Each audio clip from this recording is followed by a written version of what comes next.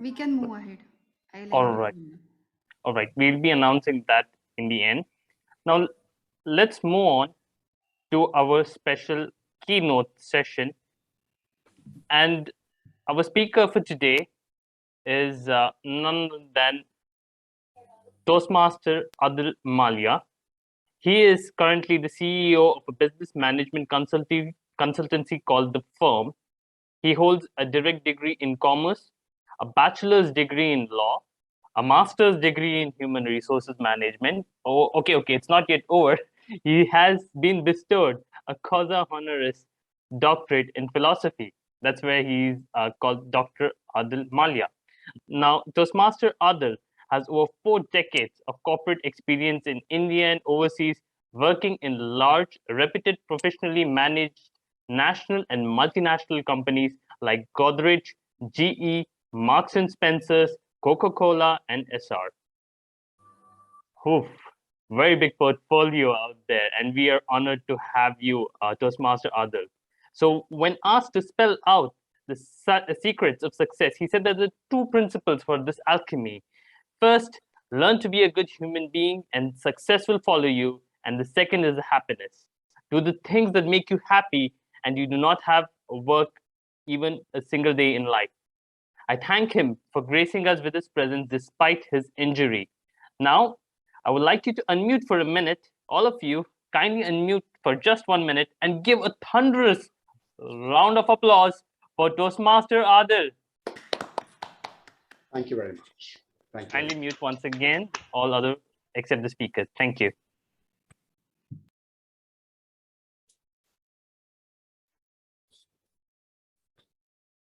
So, Rehan, should I start or is there a process? You may start, Toastmaster Adil. Thank you. All right. So thank you very much, Toastmaster Rehan, and thank you very much, Dipti, and thank you very much, all the other ladies and gentlemen present out here today. It is indeed a great pleasure for me to be invited to speak to a Toastmaster group after a very long period of time. Long time ago, I was a member of the Toastmasters, and then career moved into different directions, so I gave it up at a point of time. But it's my pleasure to be back out here, and therefore I accepted it. Kind of a jinxed event, because at one point of time I was supposed to be attending your earlier meeting as well and discussing the theme topic. But unfortunately, at that point of time, my health gave way and I was unwell.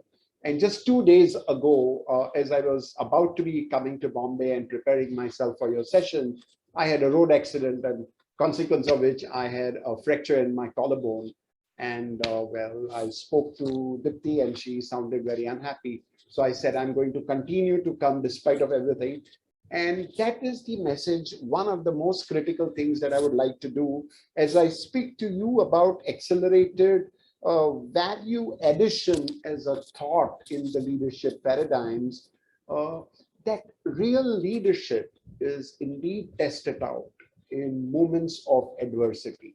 During peacetime, when things are not under any pressure, when nothing is under challenge, when resources are available, when customers are vying for your products, you don't need to do much about it. Well, everyone can become a leader, or most people can become leaders. But it is under moments of adversity that the real test of leadership shines up, and whether you're a real leader or not comes to core at that point of time. Warren Buffett rightly has said in his book that who only when you are swimming in shallow waters will you come to know who is swimming without clothes. Because in deep waters, you can never find out who is swimming without clothes or not swimming without clothes. But it's only when times are shallow, when situations are bad, and the water is very shallow, it is at that point that you come to know who is swimming and who is swimming with bikini and who is swimming without bikini. That's the only test that you can have. I'm going to share some thoughts with you. And these thoughts I'm going to talk about are on leadership paradigms and leadership paradigms and the kinds of times that are shifting. And what is it that the new leaders are supposed to be reflecting? Half the time, most people who are talking about leadership and paradigms, incidentally, I'm told that paradigm is the third most misused word in the management jargon after strategy and change. All right. Misused because people use the terminology paradigm without understanding what is paradigm. We keep talking about paradigm shift without even knowing what paradigm is all about. So if you were to really ask me to explain to you in a couple of moments as to what is a paradigm. So paradigm are a set of tools, systems, techniques, rules, views, all of which are accepted and used in a given period of time to find solutions to the challenges and the problems which have to be handled at a point of time.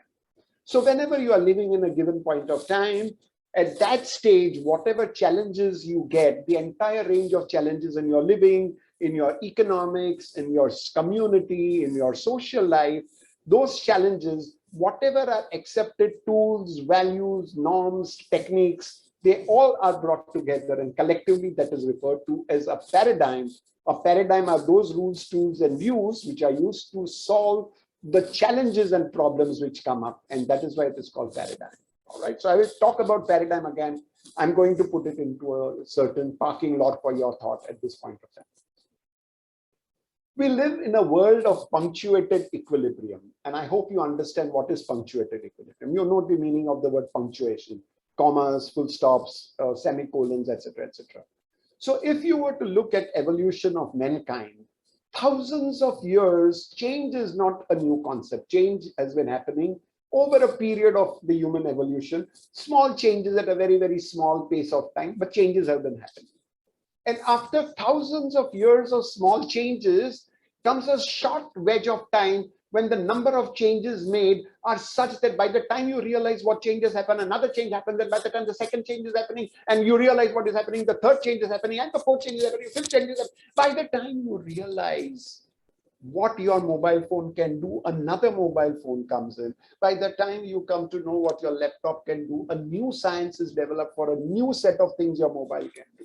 So a small wedge of time when too many quick changes happen, such that after that it develops a certain technology and science, and around that technology or science, another million years of steady growth happens. So a period of steady growth where small changes are happening, followed by a wedge when unlimited number of things are happening, thereafter followed by another wedge. Till that wedge happens, another million years of steady state growth is happening. So steady small changes punctuated by wild changes in a small gap of time. Now, when this small wedge of time happens, when such numbers of changes are happening, that is what is referred to in the world of management as changing of the paradigm. Because at that point of time, all the rules, the tools, the views, the technologies, and the processes that were giving you solutions stop giving you solutions. They do not work. The tools become defunct. The views are having no validity. Whatever you were doing has no relevance at all. And new sets of things have to come in. For example, work from home was a great concept. Some of them were trying out, but the shifting of the digital paradigm that has happened at a point of time that we have experienced, we now realize how it has become a real-time situation rather than just a concept that people were talking about. So when paradigms change, new sets of rules come in because all old tools, views, ideologies, and technologies become thoroughly defunct. All right. So we are living in this period of a shifting paradigm where the new set of rules and technologies are coming into place. Now, the question is, what happens is that I want you to take a look at the doodle. These are doodles that I've created only for this session. And let me put it up on the screen for you to see these doodles. All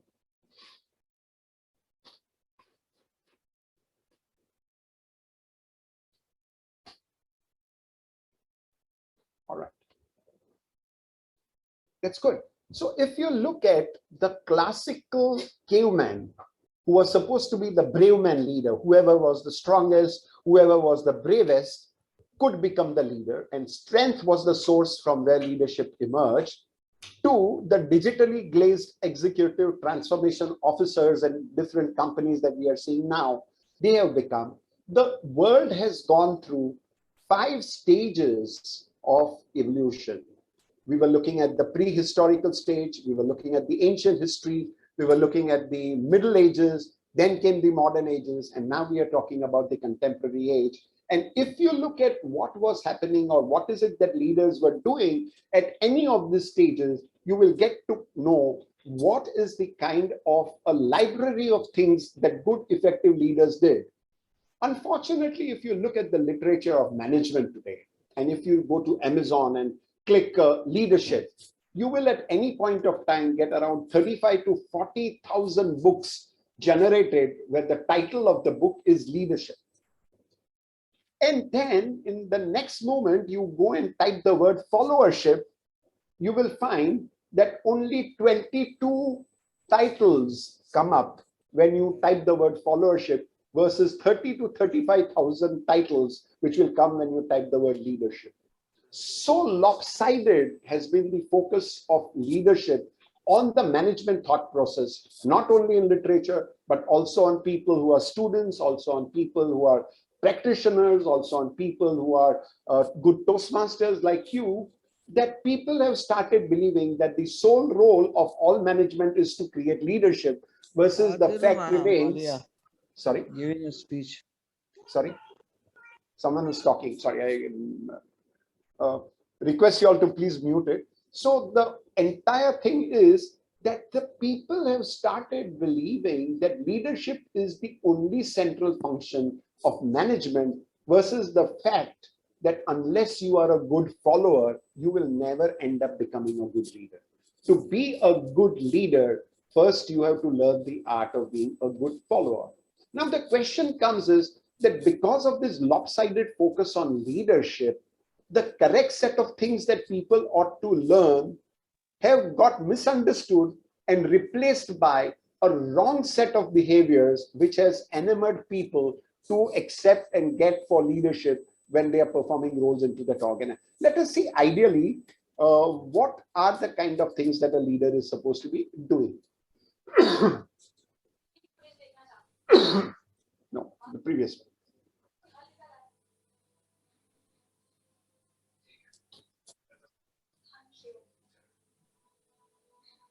Okay. So he is number one, supposed to be focused on creating value. He's supposed to be creating value in the organization. He's supposed to be doing engagement. He's supposed to be focusing on the purpose for which the organization is existing. He's supposed to be developing the new capabilities of the people so that they are ready for the new challenges of the world. He's supposed to be coaching. He's supposed to be authentic in his care. He's supposed to be providing empathy. And these, unfortunately, whilst the leader should be seeing some of these deliverables, the critical deliverables of leadership in the front windshield, instead of that, the leader tends to see his critical role in the rear view mirror of his car when he's driving. So he takes a by the way view of this compared to taking the main view of what he should be done. Now, therefore, what is the main view that most leaders do, which therefore has made leadership, despite being such an important theme in management literature and management practice, why is it that most leaders fail when it comes to reflecting behaviors of effective leadership? Because of some of the reasons which I'm going to show you now. Look at this. Leaders have started believing that they have the sole right to think, and others are supposed to be only executing what he is supposed to be thinking. That is giving him a certain sense of power, where a leader starts believing that he alone has the right to lead.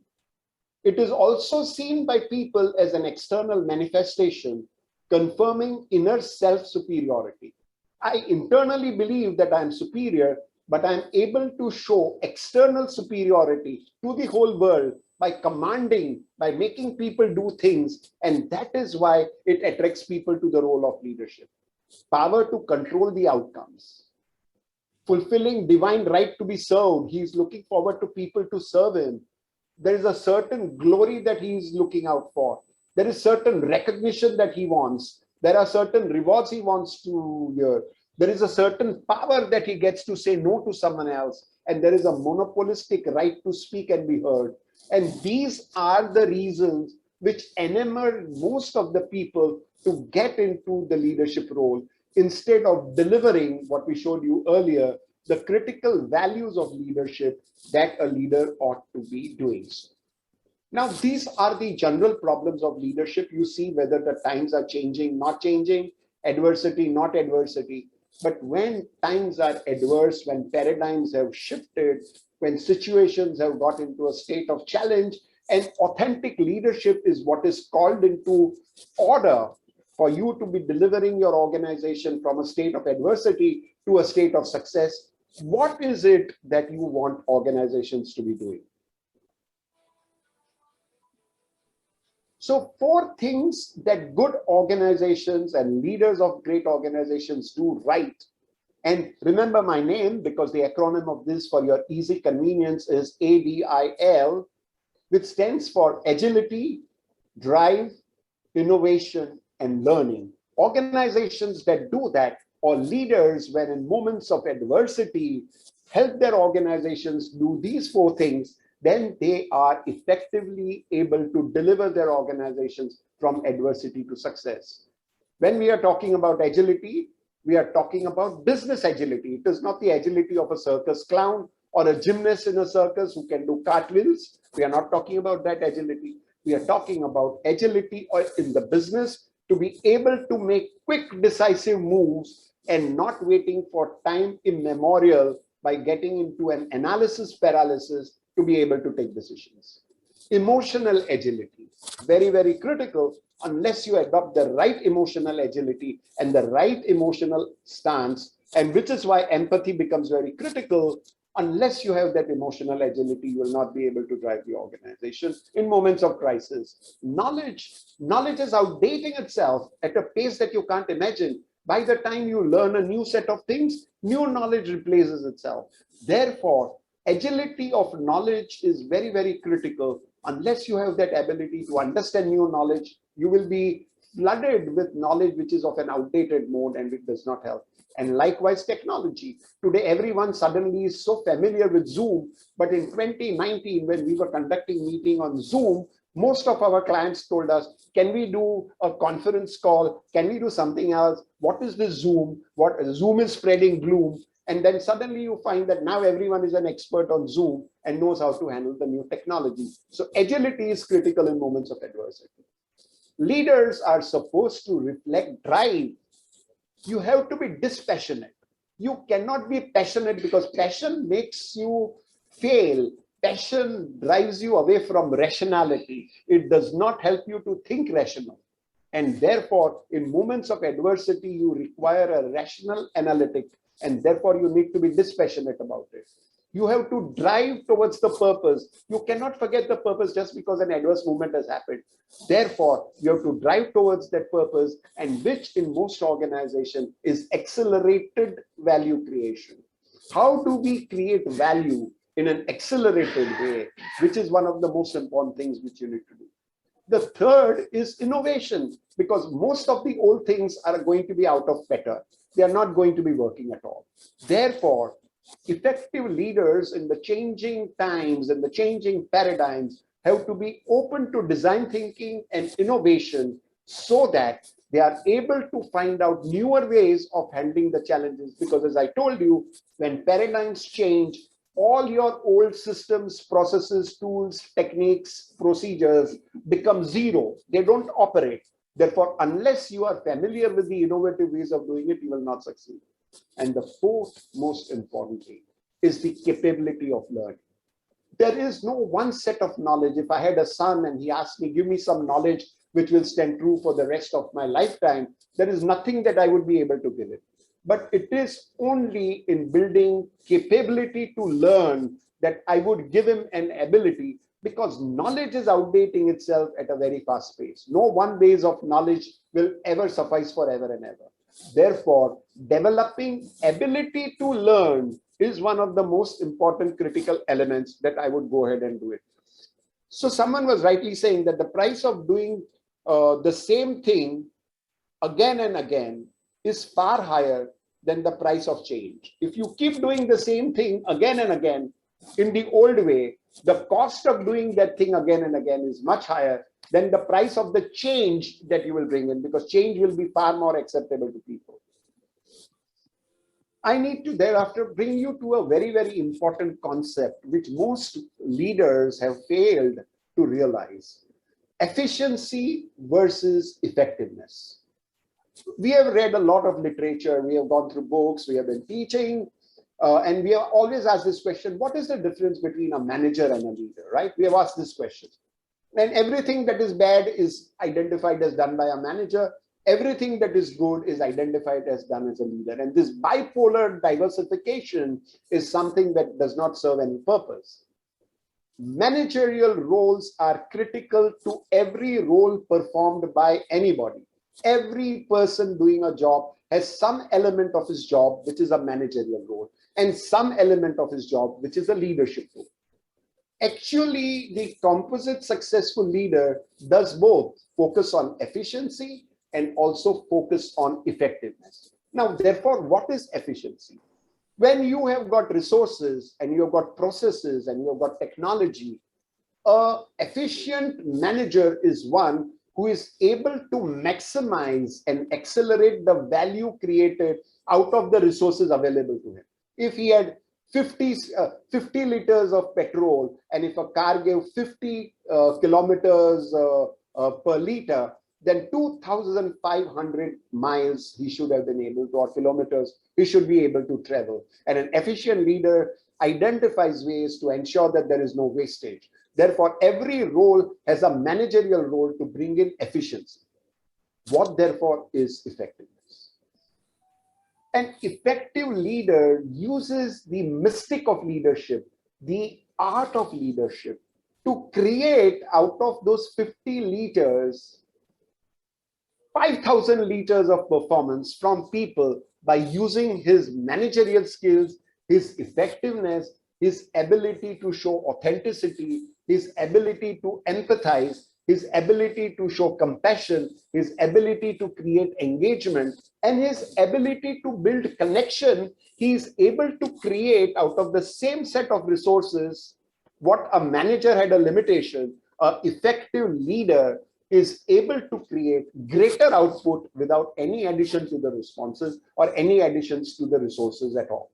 And that is why in every role inbuilt is what we call the magic of esoteric leadership. Maybe someday I will talk to you, not in a 20-minute Toastmaster kind of a special keynote address, but maybe later on about what is esoteric leadership. But in spirit and flavor, this is esoteric leadership, which is required from leaders at this point of time, when people's emotions, people's egos are hurt, when people's securities are under threat. At that point of time, efficient manager and effective leader is what we are all looking out forward to.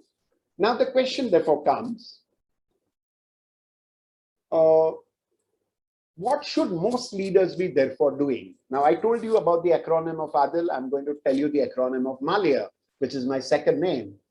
Most admirable leaders inspire action. If a leader cannot inspire action in the new direction that has to be taken, he has no right to sit in the role of a leadership. If he believes that he's the only one who knows how to do it, if he believes that he's the only one who's going to do it, if he believes that he's the only one who's going to push the cart in the new direction, he's going to fail. He's not going to be able to take the team along with him. And therefore, one of the indicators of leadership in the new paradigm is your ability to get your team into a mode of action. Therefore, remember my name as an acronym, not from a narcissist perspective, but much more from a learning acronym. Agility, drive, innovation, and leadership. Most admirable leaders inspire action. And this is where I would like to leave you all. Lots of things we can talk on the subject, but within the given limited period of time, this is the best I thought I could share with you. Times are changing. Leaders have to change. We have changed technology. We have changed tools. We have changed a lot of machines. What we have not changed are the people. We have not realized that you require a different psychology. We have not realized that we require a different morale. We have not realized that we require different motivation, because finally, it is only people who create value. Your machines, even if they are new, your technologies which are new, will never deliver to you the desired value unless you have the right people and the right leadership with the right behavior to use that technology and create accelerated value. So this is what I thought I would share with you. I hope I was in time or out of time. I'm out of focus on that.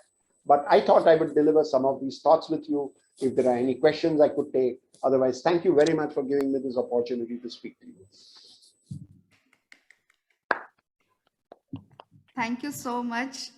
And I request everyone to please put your feedbacks and compliments in the chat box so that we can make a nice thank you note for Mr. Malia. And TMOD, you can conduct the session. Thank you, Area Director. Agility, drive, innovation, and learning. These are the words that we would happily associate when thinking about you. Thank you for the wonderful speech, our Toastmaster Adil. I would also want to remember a very favorite quote of mine from Warren Buffett himself. Someone is sitting in the shade today because someone planted a tree a long time ago. So thank you once again for gracing us with your presence. To felicitate our guest, I would request our host, DTM Christopher, to proceed with the felicitation proceedings.